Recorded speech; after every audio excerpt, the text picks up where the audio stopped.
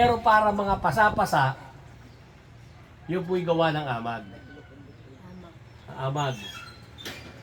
Yan, sa buko, sa puno din eh. Bunga lang siya, sir. Ano?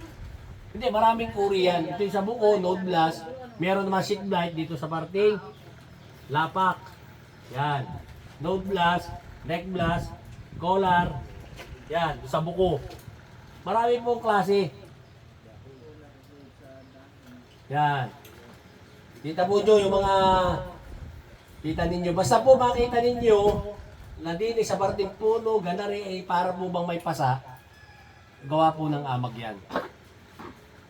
Yan. Ito po naman yung rice blast ito. Ito po yung rice blast. Isang uri din po ng sakit ng palay na gawa ng punggos. At tatandaan po nyo dito, yung tama po ng lesyon ay lagi patilos. Patilos po yan. No? Tamo, patilos po yung tama. Lagi po yung patilos. Yan po isang uri ng nasakit din po na tinatawag nating rice blast. Yan. Sa dahon. Ito po ay kalimitan ay sa mga palayan na hindi po ano sa tubig. Yan, ito po. Lagi po patilos. Plus po sa dahon. Patilos. Ano po naman sa buko, yung sinasabi nating node.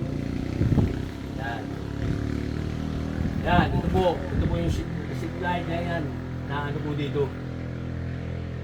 Pag tinamaan po ang palay nyo dyan, hindi man po mangitim or siya po ay nagiging supot. Hindi po fully exerted ang kanyang tungo. Ay baka po may tinatamaan. Bato-bato sa langit. Yung po ay nagiging supot. Pag tinamaan po nung sheet blight o yung dito sa collar, yung po ay hindi po ba natungo ng ayos, nakatingala lang siya. Kasi yung pong tangkay ng uha, yung particle base, hindi po ba nalabas lahat? Nalabas po siya, sakal. Sakal po siya, kaya hindi po natungo ng ayos. Oh. Yan. Ano po yun? Kaya po yun ay nagiging, yan. Hindi po ba fully exerted yung kanyang buhay? Yan. So pag pinabayaan ninyo, yan ang ganyan mangyayari sa inyong palayan. So, hindi kayo magaan eh. Oh. Yan, neck blast.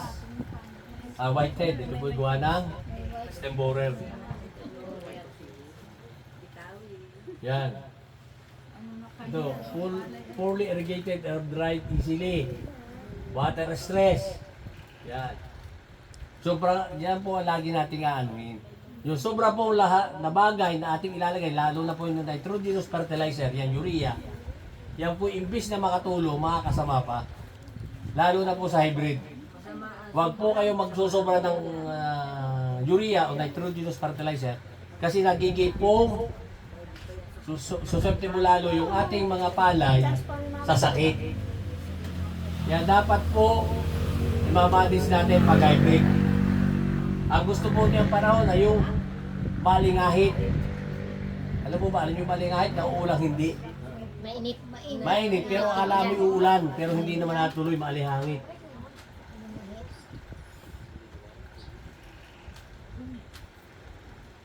Ay, damo. Pahapi-hapi po natin para ano. Yung damo po, meron po tayo tatlong uri na damo. Meron tayong damo na sedges. Ang halimbawa po nun ay yung tatsulok ang puno at yung po ay ginagamit ng mamimiwas na tuhugan ng isda.